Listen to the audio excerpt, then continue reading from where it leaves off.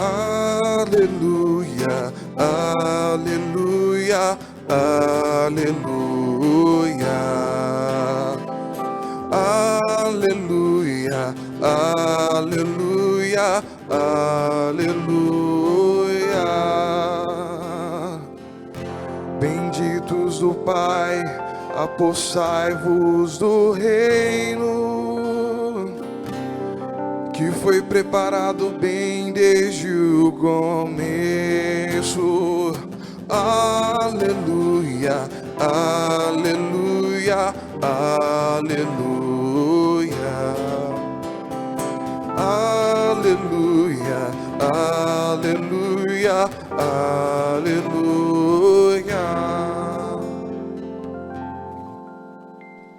O Senhor esteja convosco. Ele está no meio de nós. Proclamação do Evangelho de Jesus Cristo segundo João. Glória a vós, Senhor. Quando chegou a Betânia, Jesus encontrou Lázaro sepultado havia 4 dias. Betânia ficava a uns 3 quilômetros de Jerusalém. Muitos judeus tinham vindo à casa de Marta e Maria para as consolar por causa do irmão. Quando Marta soube que Jesus tinha chegado, foi ao encontro dele. Maria ficou sentada em casa. Então Marta disse a Jesus: Senhor, se tivesses estado aqui, meu irmão não teria morrido. Mas mesmo assim, eu sei que o que pedires a Deus, Ele te concederá. Respondeu-lhe Jesus: teu irmão ressuscitará. Disse Marta: eu sei que ele ressuscitará na ressurreição no último dia. Então Jesus disse: eu sou a ressurreição e a vida. Quem crê em mim, mesmo que morra, viverá. E todo aquele que vive e crê em mim, não morrerá jamais. Crês isto? Respondeu ela: sim, Senhor, eu creio firmemente que Tu és o Messias, o Filho de Deus, que devia vir ao mundo.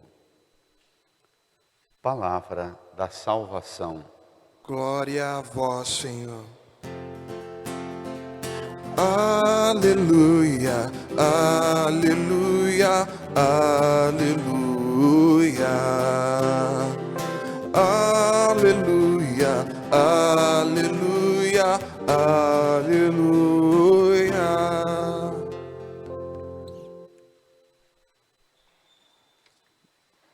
Rezemos por um tempo em silêncio, pedindo ao Espírito Santo o auxílio para que alcancemos a graça de compreender essa palavra. Supliquemos.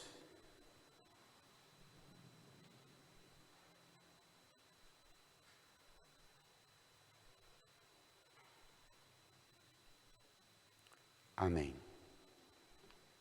Irmãs e irmãos, celebramos hoje a comemoração de todos os fiéis defuntos. Esta celebração tem a sua particularidade, mas ela situa num conjunto de celebrações que todos os anos, da metade do mês de outubro para frente, até a metade do mês de dezembro, as leituras e o assento no mistério que nós celebramos no domingo e nas festas, apresentam para a gente o tema das questões últimas da fé.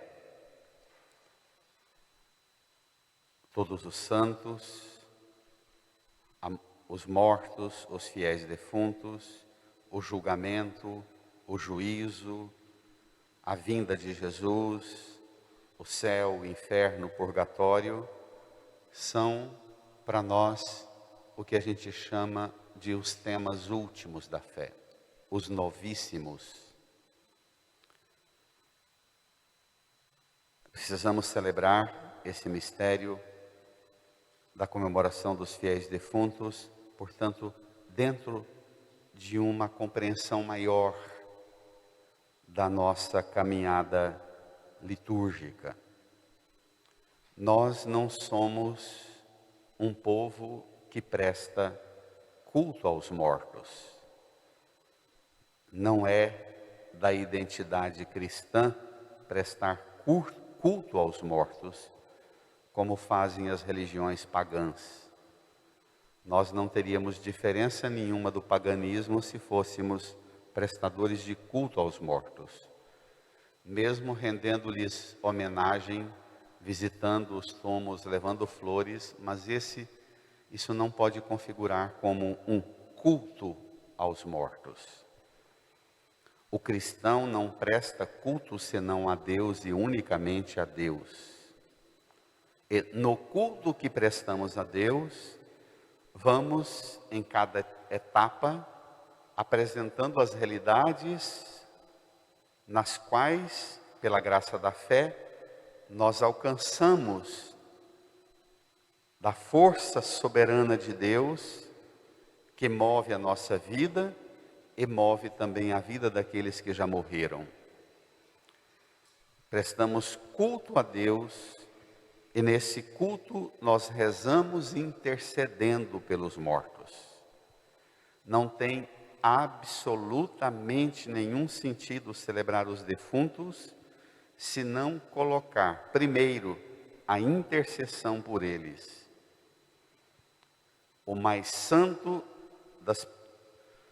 A mais santa das pessoas com quem cada um de nós conviveu, não recebe homenagem, mas recebe oração de intercessão para que alcance a salvação em Deus.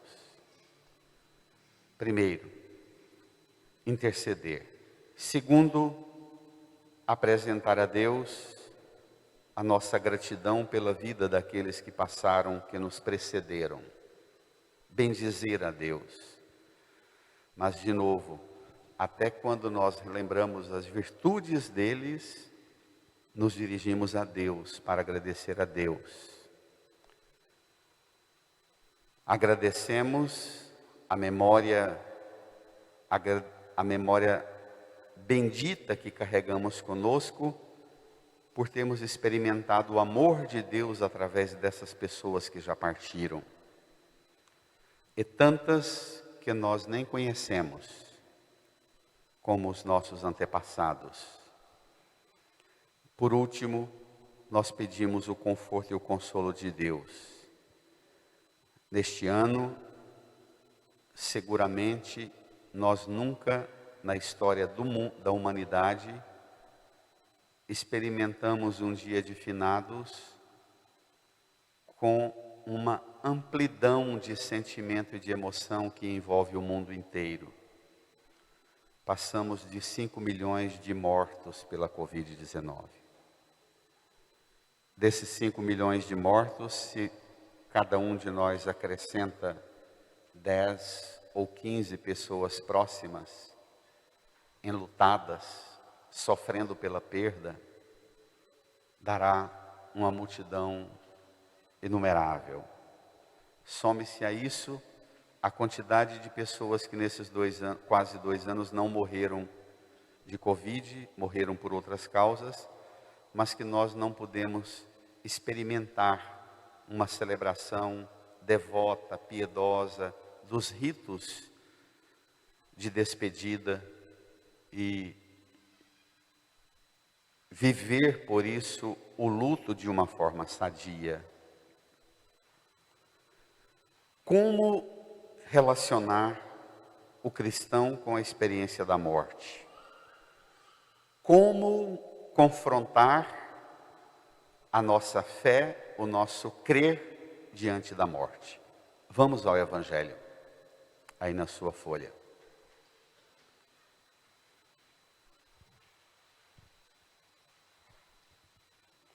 João, o Evangelho de João, capítulo 11, versos 17 até o 27. Quando Jesus chegou a Betânia, encontrou Lázaro sepultado havia 4 dias. Betânia ficava a uns 3 quilômetros de Jerusalém. Muitos judeus tinham vindo à casa de Marta e Maria para as consolar por causa do irmão. A perda de Lázaro não era só um luto pela morte de alguém querido, mas a perda de Lázaro para Marta e Maria era a perda da proteção e da segurança, porque pelo que tudo indica, eram 3 irmãos órfãos de pai e mãe. Morre o único irmão homem, ficam 2 mulheres, que poderiam ser tomadas por qualquer um vizinho e apropriadas como escravas. Além da morte do irmão, havia também a morte espiritual, moral, a morte psicológica, a morte emocional, a morte da honra, da vida. De tal forma que vem gente de longe para as consolar. É um evento que marca uma tristeza profunda, coletiva. Não é só uma dor de parente. É uma dor comunitária e coletiva.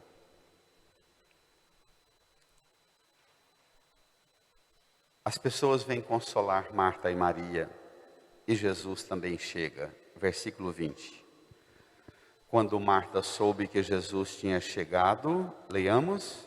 Foi ao encontro dele. Maria ficou sentada em casa.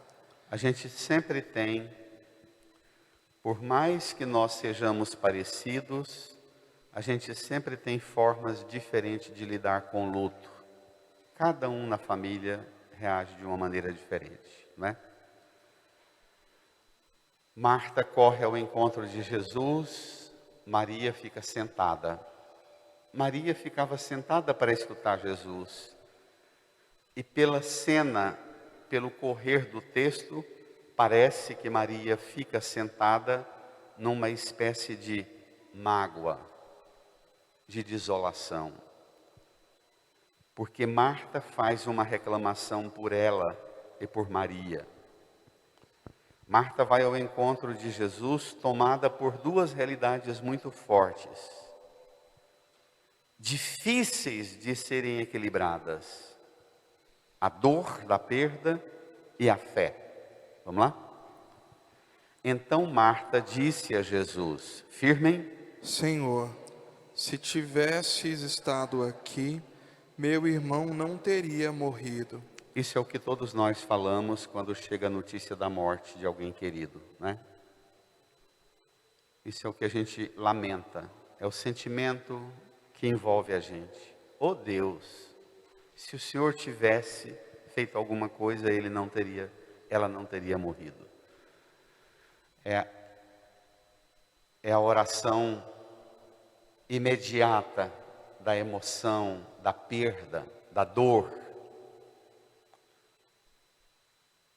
Essa dor que perpassa mesmo as pessoas mais íntimas de Jesus, como Marta e Maria. Ninguém escapa dela. Pode ser amigo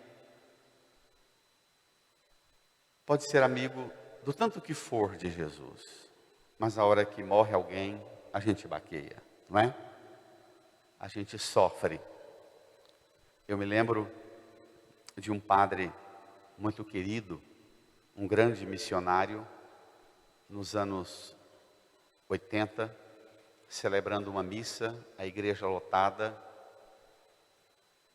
Chegam a ele, um homem de muita fé, chegam a ele e diz: padre, o outro padre que vai continuar a missa já está aqui, o senhor precisa sair de imediato e alçar uma viagem longa, porque aconteceu um acidente, sua mãe, seu pai, seus 2 irmãos morreram num acidente.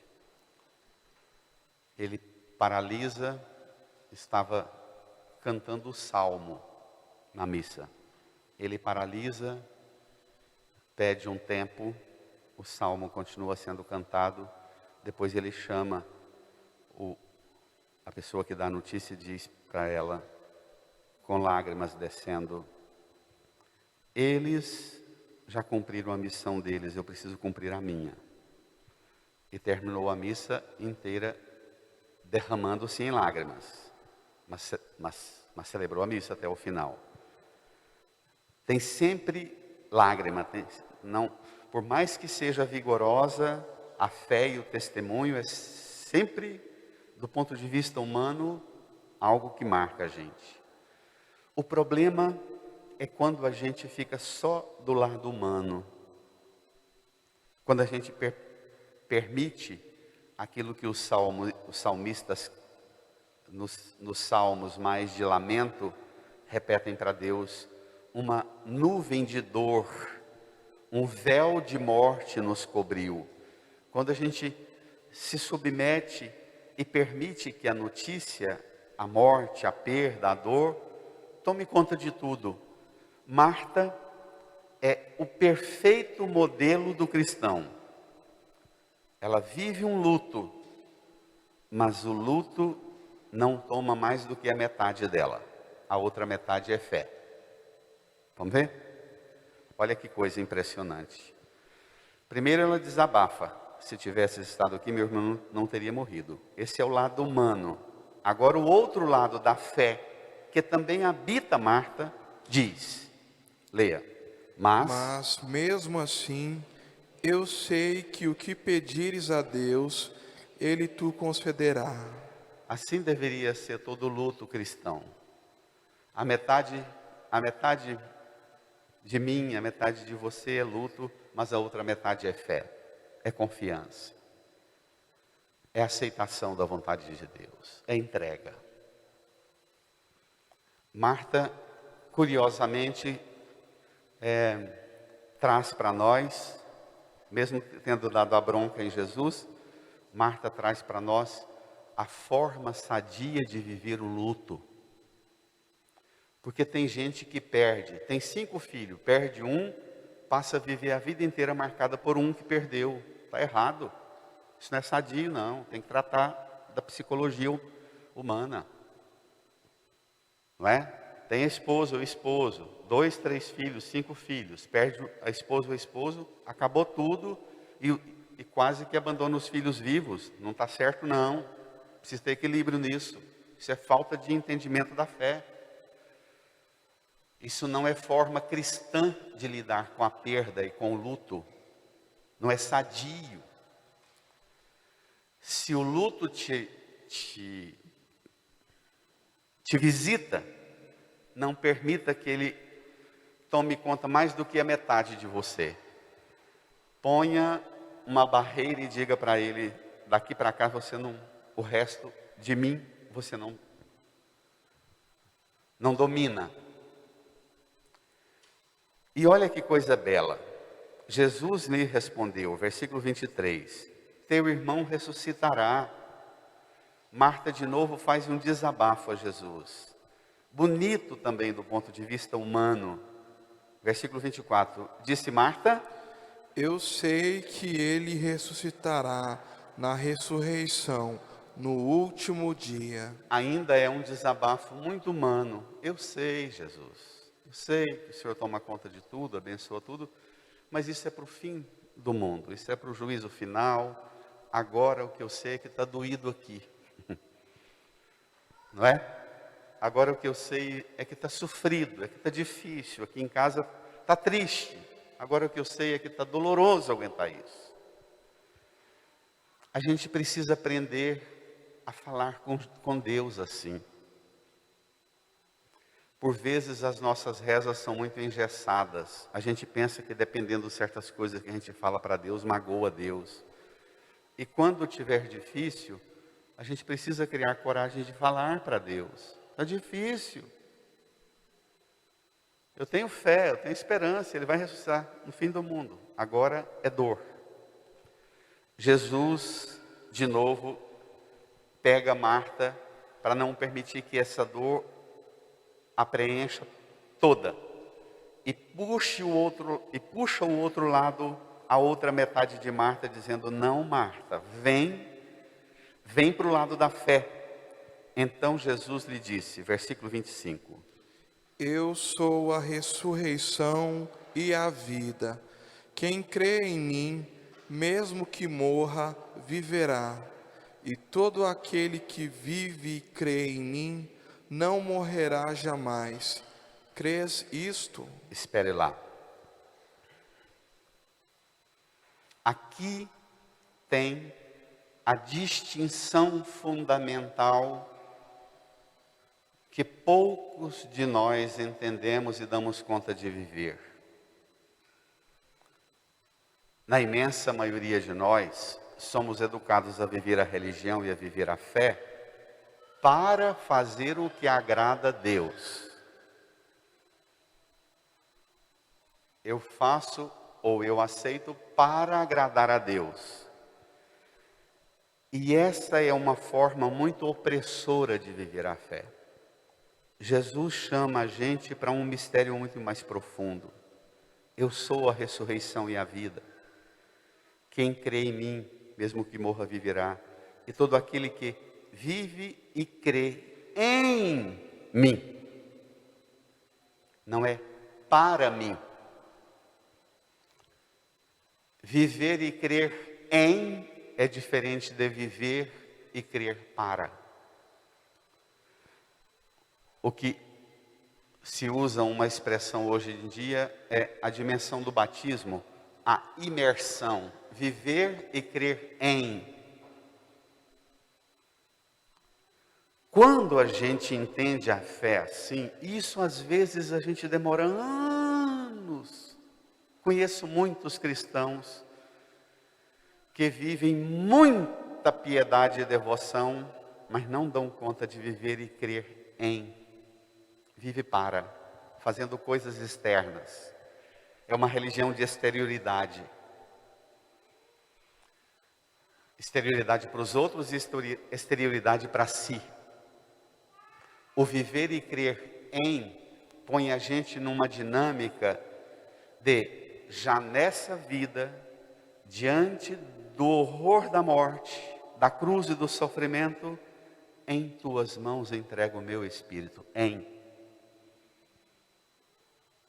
Não é para ti entrego, é em. Essa forma de entender a fé,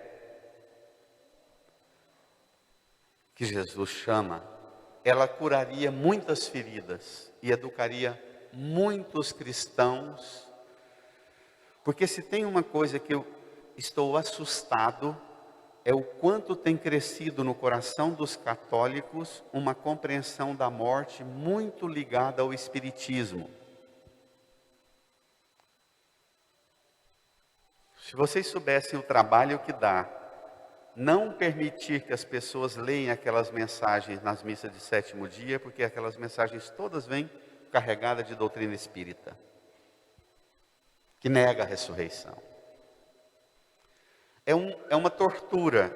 Quando tem uma missa de sétimo dia que o povo começa a pedir na secretaria, a gente queria ler uma mensagem, dizer uma mensagem, o conteúdo, e olha que eu já tentei usar de tudo quanto é recurso para ser terno, carinhoso, compadecido com quem está sofrendo, mas a hora que você toma o texto, não é conteúdo de fé católica, cristã.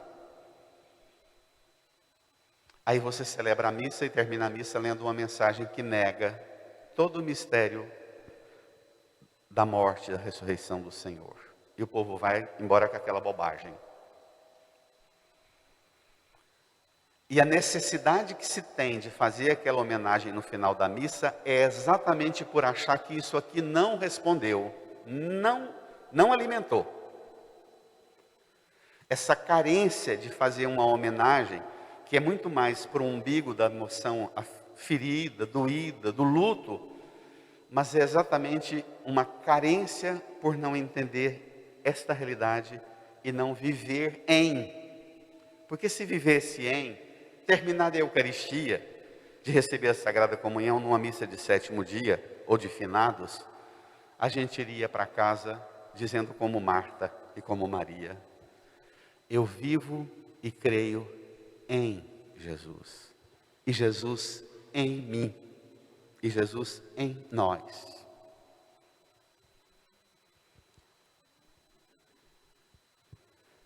Esse apego à doutrina espírita, que é curioso, porque eles dizem que o espiritismo não é religião, é filosofia, mas é a filosofia mais apegada que eu já conheci na minha vida.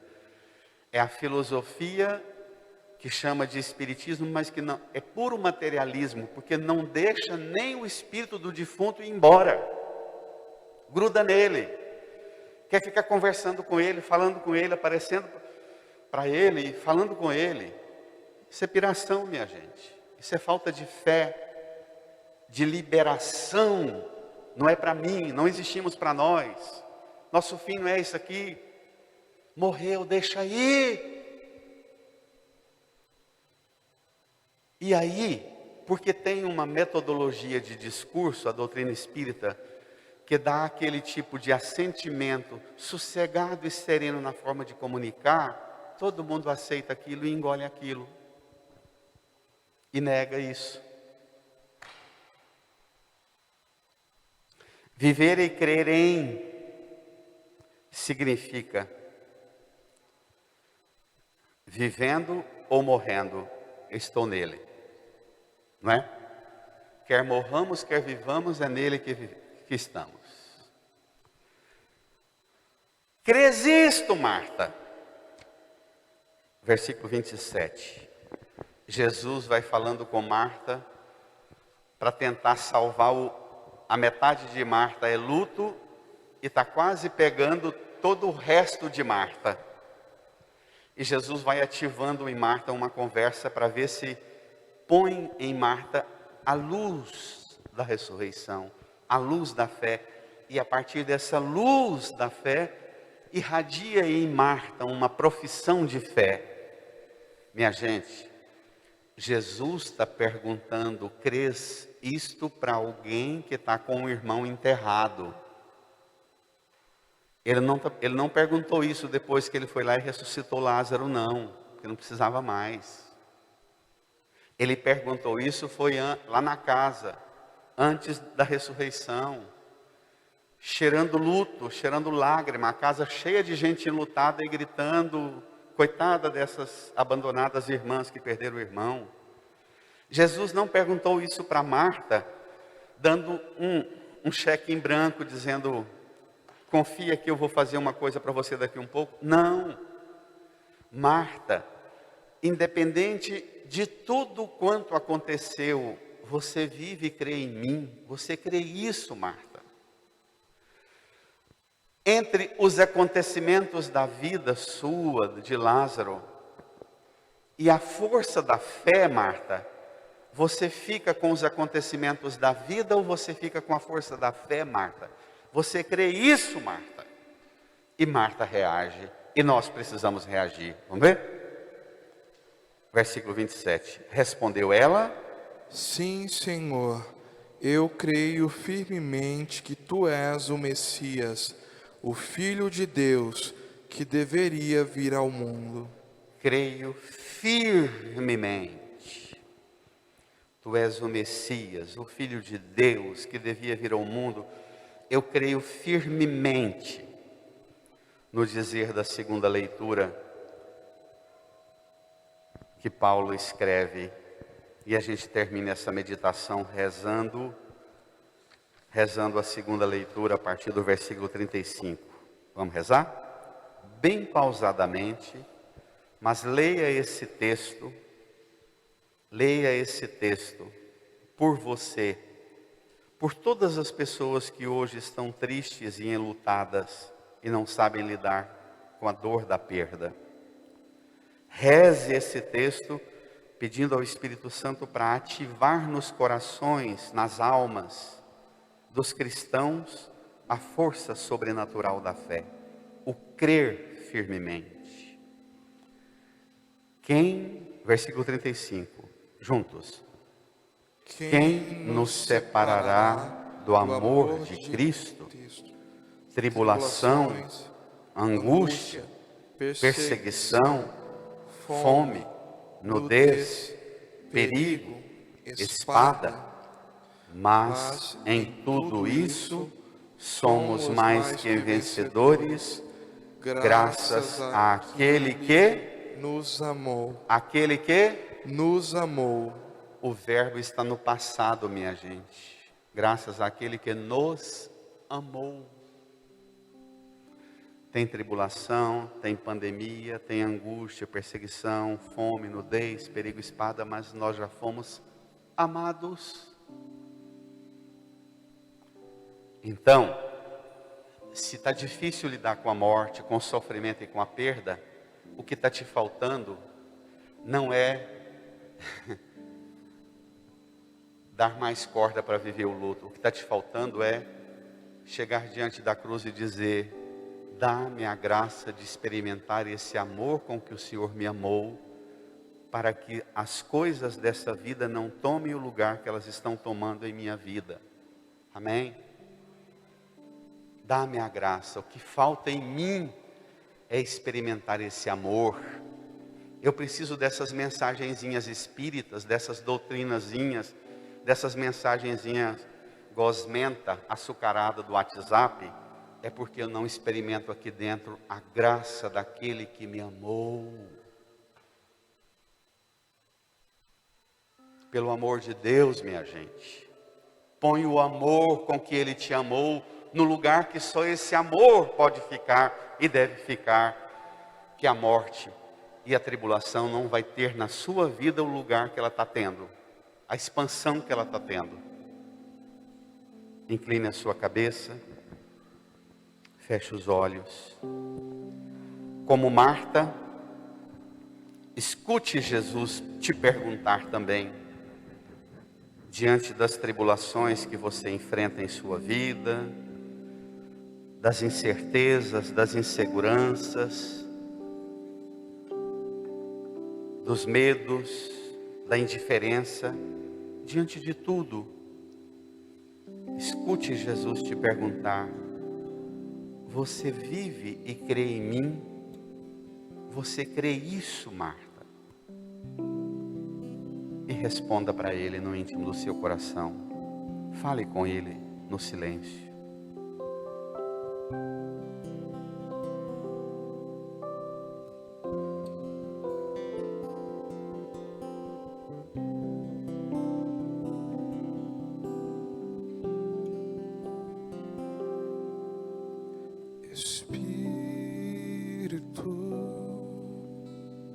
Enche a minha vida, enche-me com o teu poder, pois de ti eu quero ser.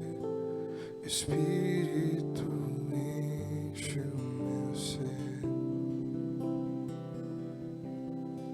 Espírito, enche a minha vida, enche-me com o teu poder, pois a ti eu quero ser. Espírito, enche o meu ser. As minhas mãos eu quero levantar e em louvor te adorar. Meu coração eu quero derramar diante do teu altar. Vamos cantar? As minhas mãos. As minhas mãos eu quero levantar e em louvor te adorar. Meu coração eu quero derramar diante do teu altar. Preparando a mesa das oferendas, continue essa oração e faça agora o seu louvor pela vida das pessoas queridas suas, dos teus antepassados que já morreram. Agradeça e entregue todo o bem que eles deixaram espalhado, praticado, vivido, mas toda a fé que eles experimentaram até transmitir a você. Entregue a vida das pessoas queridas suas que já foram, agradecendo por tudo que de Deus você recebeu através delas.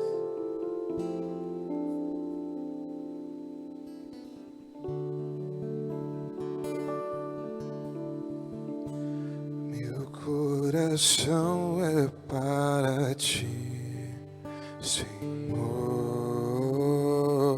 Meu coração é para ti, Senhor. Meu coração é para ti, Senhor. Meu coração é para ti, porque tu me deste a vida, porque tu me deste o existir, porque tu me destes o carinho, me deste amor,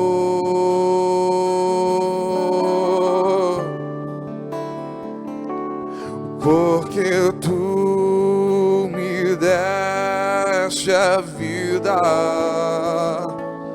porque tu me deste o existir, porque tu me destes o carinho, me deste amor.